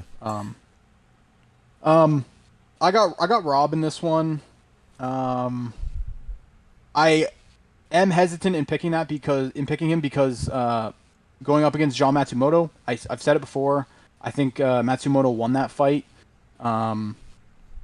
So I am hesitant in that. I think this is like guaranteed going the decision. But yeah, I'm going with Rob. It was kind of hard to pick. It was pretty hard to pick. Bro, I know it's kind of like sworn against to put a prospect up against a prospect, but if Raul Rosas wins this fight, give me Peyton Talbot versus Raul Rosas. Give me Peyton Talbot versus Raul Rosas. Like I said, boys, I'm not high on the Raul Rosas train. I would love to see Peyton Talbot put a clinic on him. I think Payne would fuck him up. I would love to see that. Would also fuck him up. I would love to see that. So that's Send him to the party, bro. Send him to the party. Yep. But next fight, we got co-main Kyle Barallo versus Reinier de Ridder. This is a good fight, boys. I don't know all the hate behind this fight being a co-main. I think this is a really good fight. Oh, I also fucking forgot that Imavov fought Kyle. I can't believe that slipped my mind earlier. I was thinking that Imavov's last fight was the Izzy fight. I'm fucking lagging. Yeah. But Kyle didn't look great in that matchup. Obviously, RDR did not look great in that matchup against Brendan Allen either. But understandably, bro cut weight 5 times in a year. He has to cut a lot of weight to make 185. Kyle's a little bit more kind of inactive, but I'm leaning Kyle. I think he'll game plan for this one a bit better. He is a smaller guy. I'm honestly just not crazy high on RDR. Yes, he's a good wrestler. He throws great knees, but that's about it. His striking is it's not great, bro. It's very average. Other than that knee that he likes to throw, he can connect with that quite well on guys, but I'm not super high on him. I think Kyle takes this one. Yeah, again, I don't really have much deep analysis on this one. I'm not really excited for it. I can't lie. I'm also not very high on de Ridder. Kyle, he's okay. Is he my favorite fighting nerd? No, he's not. I just feel like this fight's not going to be... I just feel like this fight's going to... I could just see them kind of gassing out after like the second round, bro, and just kind of getting super sloppy. I don't know why I get that sense. That's not crazy, honestly. I just feel like it's not going to be an entertaining fight to really watch. But I do think Kaio is the better fighter, and I do think he will be able to pull it off. Yeah, pretty crazy. Pretty crazy. Kai only fought once last year. Yeah. I think something that leans RDR's way is the fact that this is a 3-rounder and not a 5. So yeah, that's a good point. That might maybe take off a little bit of weight, not having those extra 2 rounds. So but I got Kaio. I just think he's gonna be the better fighter. Am interested to see how RDR comes back from that Brennan Allen fight. But I don't really got much to add. I got Kaio in this one. All right. I feel like we have we all have pretty similar picks for this card, but main event, dude. Oh. Woo. Just freaking start bussing everywhere, man. This shit is such a good fight, man. This shit is such a good fight. 2 of my fucking goats, 2 dudes who literally, when I started watching this sport, boys, these are 2 dudes that I just gravitated towards. 2 guys I love to fucking watch. Max Holloway versus Charles Oliveira. Boys, you boys know Charles Oliveira, probably my 3rd or 4th favorite fighter. Max Holloway is literally one behind him. I do think Max Holloway has the tools to win this fight. I do think that he has a lot of potential to put Charles out. That being said, boys, we've seen Charles fight too many guys like this before. Dustin Poirier. Fucking Justin Gaethje. He'll get knocked down by these guys and then somehow pull them into his guard or something, take their back, and choke them the fuck out. And I'm not going to lie, boys, I just foresee it happening. For some reason why, I just foresee it happening. This is the first time Charles' dad is ever seeing him fight in the U.S. He wants his dad to wrap the belt around him after the fight. Seems like he's in a very good spot mentally. I've been watching all the embeddeds. He's getting a lot of love from the fans, and He seems very thankful, very grateful for it. And I don't know. I don't know. I really was leaning Max before this, boys. I really was. I think up until literally maybe today or yesterday, I thought Max would win this fight. But something in me just shifted, boys. Something in, I don't know. I saw something. It's like I foresaw the future or something, bro. I think Charles Oliveira is getting it done, boys. I think Charles Oliveira is subbing Max Holloway. Damn. Bro might clip it. Bro might wanna know what's fucking clip that. Clip this shit. Do you want to know what's kind of crazy about that? What's up? About you, if that happens, bro, that will only be the third time. We'll say, okay, let me say it like this. If Charles Oliveira goes out there and puts him out with, we'll just use a guillotine as an example. One submission attempt on Max Holloway, that will be the third submission attempt that's ever been attempted on Max Holloway. That's crazy. And one of them was Wow. Dustin Poirier armbar. What was the other one? The first one was the Dustin Poirier armbar, and the second one was also the Dustin Poirier in the second Gilly. fight. The Gilly, when he jumped the Gilly. That's so insane.